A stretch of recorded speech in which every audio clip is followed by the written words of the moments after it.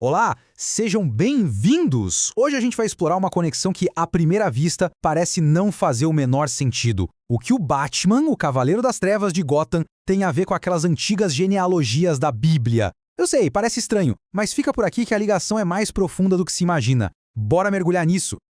Olha só essa passagem do Evangelho de Mateus.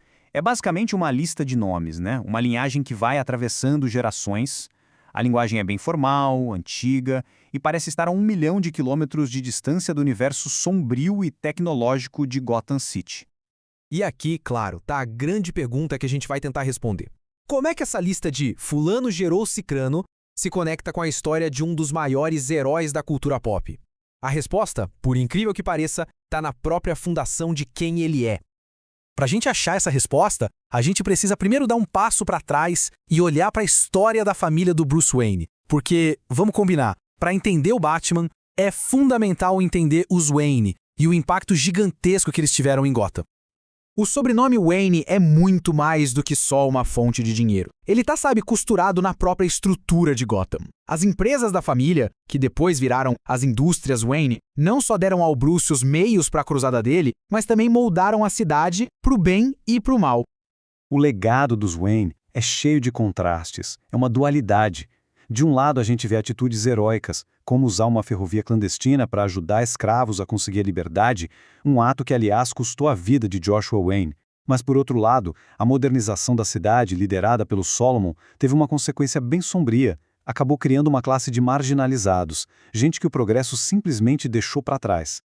E isso nos leva a um ponto que é, crucial. A criminalidade, a escuridão que o Batman luta para apagar noite após noite, foi, de certa forma, uma consequência não intencional das ações da própria família dele. A missão dele é uma resposta direta ao mundo que os antepassados dele ajudaram a construir. E aí, assim como na Bíblia, a gente consegue traçar essa linhagem. Solomon gerou Alan, Alan gerou Kenneth, Kenneth gerou Patrick, Patrick gerou Thomas, e finalmente Thomas gerou Bruce Wayne. Cada nome desses é um elo na corrente que, para o bem ou para o mal, acaba culminando no Batman e na sua missão de, quem sabe, redimir o legado da família. Agora sim, vamos voltar para aquelas listas da Bíblia. Por que elas estão lá?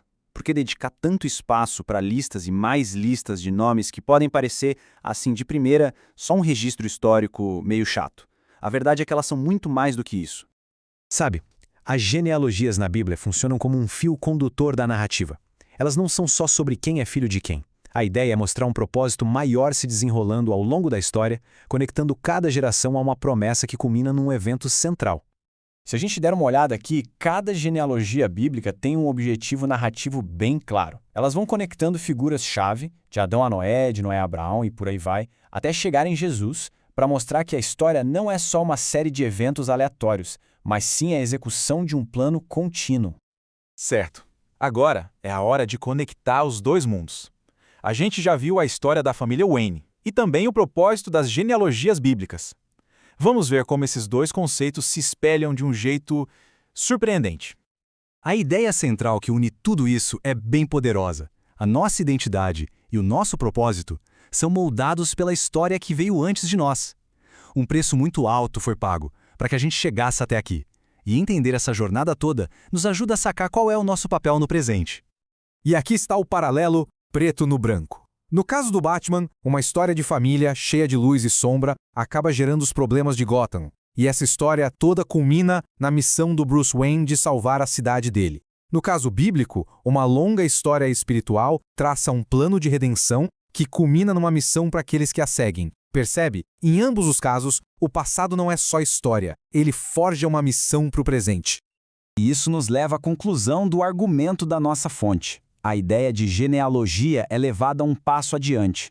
E se uma linhagem não for definida pelo sangue, mas por um propósito em comum? Segundo a fonte, a partir dos eventos que são narrados na Bíblia, uma nova história começa a ser construída.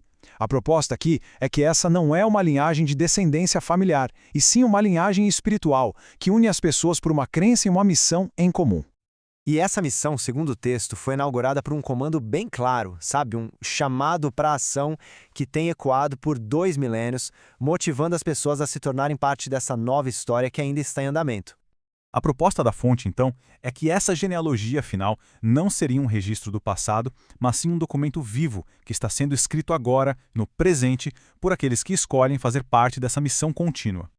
E isso tudo nos deixa com uma reflexão final sobre o poder das histórias que vieram antes de nós. Tanto para o Cavaleiro das Trevas quanto para a narrativa bíblica, o passado não é um fardo, mas um chamado. O Bruce Wayne teve que decidir o que fazer com o legado complicado da família dele para forjar a própria missão. Da mesma forma, a fonte argumenta que a genealogia bíblica não é só um registro, mas um convite para participar de uma história contínua. No fim das contas, nos dois universos, a grande questão não é apenas de onde viemos, mas o que escolhemos fazer com a herança que recebemos.